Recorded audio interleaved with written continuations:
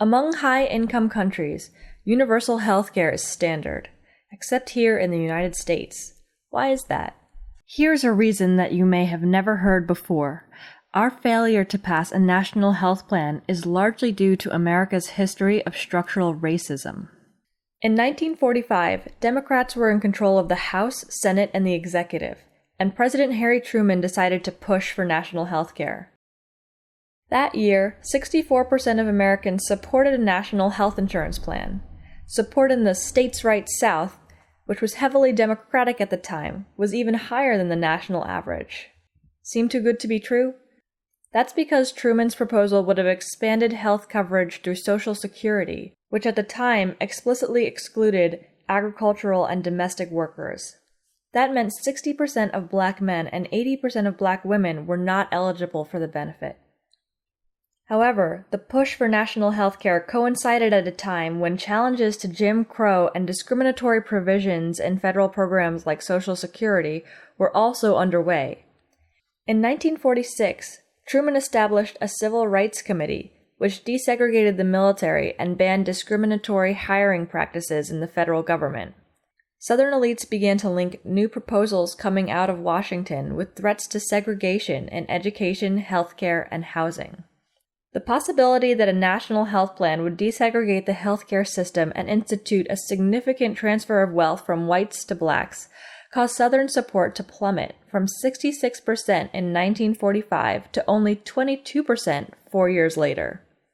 Southern elites were a core constituent of the Democratic Party at the time, and nothing could be passed without them.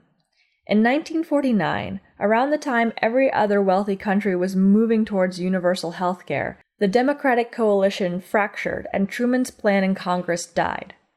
In 1964, the NAACP won a landmark Supreme Court case requiring hospitals built with federal funds, which was most of them, to desegregate. A few months later, the Civil Rights Act was passed, reinforcing this mandate. Passage of a true national health plan was still blocked by Southern Democrats in the 60s, since after the Civil Rights Act, this would have meant desegregating the entire healthcare system.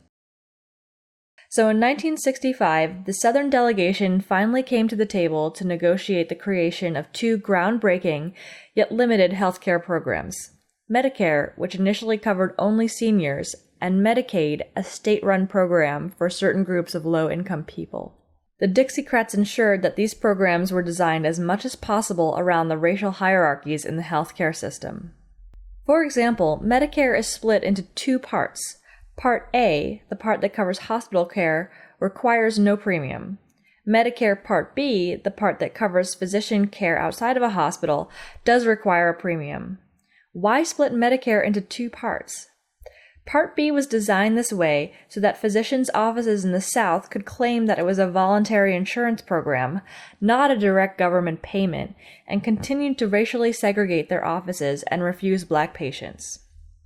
And why was Medicaid created as a federally funded but state-administered plan, while Medicare was administered by the federal government?